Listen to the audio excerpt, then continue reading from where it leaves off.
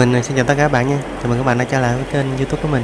Thì lúc này là trước mặt các bạn là có chiếc tàu kéo đang kéo một chiếc xà lan chở cần cẩu đi ra ngoài cống nha các bạn.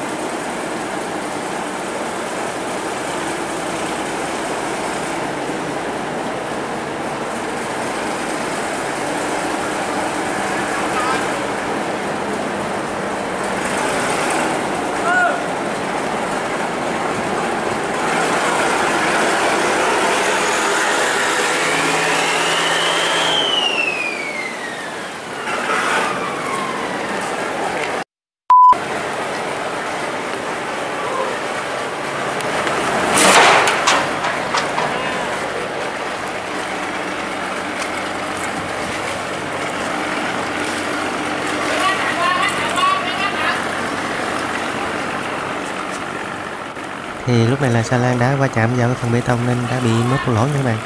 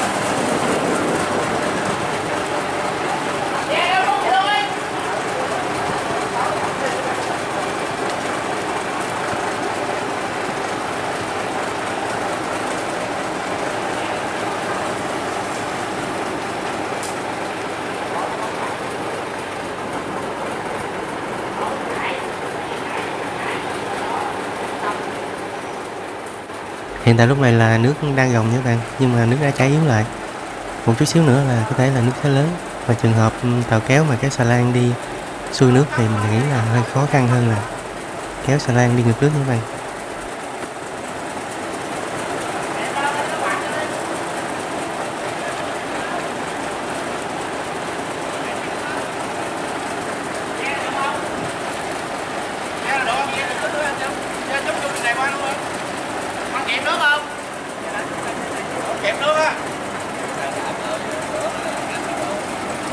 Không kẹp đâu.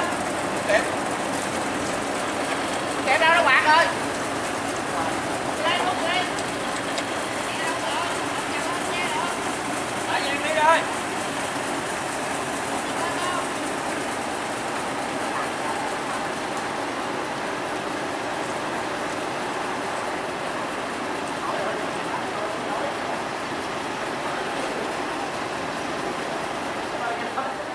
Còn đây là cái dấu vết mà vừa rồi xà lan đã va chạm với bê tông nha các bạn.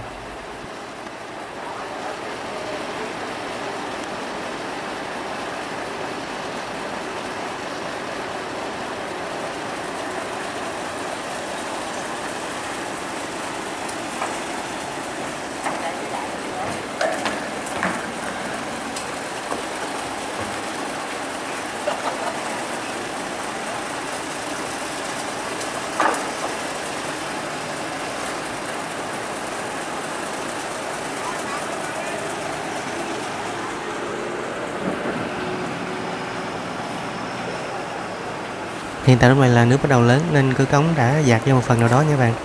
Nên anh tài công đã quyết định không thể nào mà kéo xà lan đi ra ngoài cống trong lúc này được nha các bạn.